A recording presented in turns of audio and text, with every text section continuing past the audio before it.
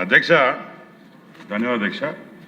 ఆంధ్రప్రదేశ్ ప్రజలందరూ కలిసి జగన్మోహన్ రెడ్డి మీద ఒక పుస్తకం రాశారు అధ్యక్ష. రేపు మాపు రాబోతుంది. ఆ పుస్తకం పేరు ఎవరు ఏడ చస్తే నాకేంది, ఎవరు ఎక్కడ చస్తే నాకేంది. ఎక్కడ ఏ చూసినా సరే, దేంట్లో ఏ సిస్టంలో చూసినా సరే, ఎడ్యుకేషన్ ఎత్తుకుంటే పిల్లలు చదవకపోతే నాకేంది, నాకు డబ్బులు వచ్చాయా నాకు రాలేదా నాకేంటి, సినిమాలో వస్తుంది భయ అన్న.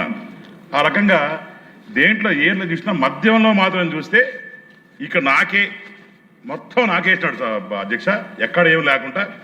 మరి ఈరోజు చూస్తే ప్రజలు ఆరోగ్యం గురించి నాకు అసలు పట్టదు, నాకేంటి, నాకు డబ్బులు వస్తేనే ఆరోగ్యం, లేకుంటే ఎవడన్నా సర్వనాశనం చచ్చిపోయినా పర్వాలేదు. ఆ రకంగా ఆ రోజు పాలన నడిచింది అధ్యక్ష. కానీ ఈరోజు మన ప్రభుత్వం వచ్చిన తర్వాత నాకొద్దు, అంతా మీకే, నాకు దాని గురించి మాట్లాడితే మాత్రం తాట తీస్తా అని చెప్పి మా నాయకుడు ఈరోజు మన కూటమి ప్రభుత్వంలో నాయకులు కావచ్చు, చంద్రబాబు నాయుడు గారు కావచ్చు, నారా లోకేష్ గారు కావచ్చు, పవన్ కళ్యాణ్ గారు ఖచ్చితంగా ఎక్కడన్నా తప్పు జరిగితే తాట తీస్తా అనే ప్రభుత్వం ఈరోజు మనకు వచ్చినందుకు ఆనందంగా ఉంది అధ్యక్ష. దీంట్లో ముఖ్యంగా పోయిన ప్రభుత్వంలో క్యాష్లెస్ సిస్టమ్ ఎంత దారుణంగా దోచుకున్నారంటే, అసలు క్యాష్లెస్ సిస్టమ్ ఉంటుంది అధ్యక్ష ఈ కాలంలో, మీరు చెప్పాలా. ఎందుకంటే ఈ కాలంలో ఎవరు ఒక సామాన్య వ్యక్తి పోయిన తర్వాత ఒక కార్డు ఏదో ఇస్తే దాంట్లో కార్డు పడలేదు, నాకు క్యాషే కావాలని చెప్తే మళ్ళీ అతను పోయి ఏటీఎం పోయి దానికి మళ్ళీ పర్సెంటేజ్ కట్టి తీసుకొచ్చి తాగే పరిస్థితి ఉంది అధ్యక్ష. మా ఊర్లో ఒక సీనయ్య అని ఒక ఉన్నాడు, హ్యాపీగా ఆనందంగా పొద్దునైతే పనిచేస్తే సాయంత్రం అయితే ఇంటికి వచ్చి ఏదో క్వార్టర్ దాకా పడుకుంటాడు.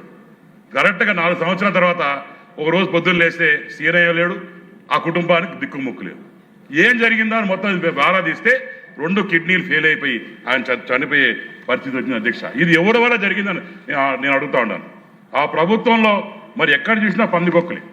మరి ఆ రోజు కరోనా టైంలో లిక్కర్ షాపు నిండా కూడా లిక్కర్ ఉంటే, మొత్తం కరోనా అయిన తర్వాత షాపులు తెరిస్తే లిక్కర్ అంతా కూడా మాయమైపోయిందట. ఏమైందిరా బాబు అని అడిగితే పందుకుక్కలు తాగేసిన అని చెప్పి దాంట్లో రాస్తారు అధ్యక్ష. అంటే పందుకుక్కలు వచ్చి బాటల్లో క్యాప్ తీసి సీసాలు తాగుతాయి అధ్యక్ష. ఒక్కసారి దీని గురించి మీరు కూడా ఆలోచించాల్సిన అవసరం ఉంది. మన ప్రభుత్వం వచ్చిన తర్వాత ఒక ట్రాన్స్పరెన్సీ లెవెల్, ఎక్కడ ఏ బాటిల్ మ్యానుఫ్యాక్చర్ అవుతుందో, ఎక్కడ లేబుల్ వేస్తున్నారు, ఎక్కడి నుంచి ఎక్కడ పోతుందో, ఎవరు తాగుతున్నారు, ఏం జరుగుతుందో కూడా మొత్తం ఒక సిస్టమేటిక్గా జరిగే పరిస్థితి ఉంది అధ్యక్ష. అంతేకాకుండా ఆఖరికి మొన్న కొండ మీదగా పోయి తీసుకొని బాటిల్ పడేస్తే దాన్ని కూడా ట్రాకింగ్ చేసి ఈరోజు ఈ ప్రభుత్వం చిత్తశుద్ధిగా పనిచేస్తుందని నిరూపించుకునే పరిస్థితి అధ్యక్ష. అంతేకాకుండా దీంట్లో రెండు విషయాలు చెప్పి ముగిస్తా అధ్యక్ష.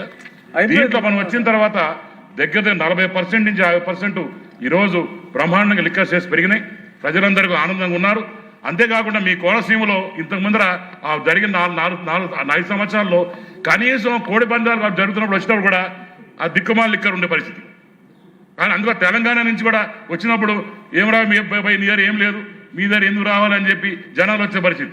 బయట నుంచి వచ్చి ఇన్వెస్టర్స్ వచ్చినప్పుడు మీ దగ్గర బ్రాండ్లు లేవు, దొంగ బ్రాండ్లు ఉన్నాయి, మేమెంత మీరు ఎట్ట పనిచేస్తాం అనే పరిస్థితి.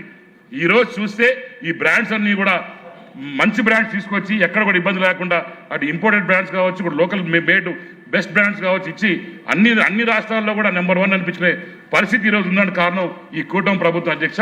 దయచేసి ప్రజలందరినీ కోరుతున్నాను, ఈ కష్టకాలంలో మేమున్నప్పుడు ఆ రోజు మీరందరూ కూడా దేనికి లొంగకుండా, ఎందుకంటే ఆఖరికి ఎలక్షన్స్ అప్పుడు కూడా మద్యం పంచుతారు, ఆ మద్యం తాగాలన్నా కూడా ఇటు చూసుకొని తాగితే విషయం చచ్చిపోతామనే భయం ఉండింది వాళ్ళకి.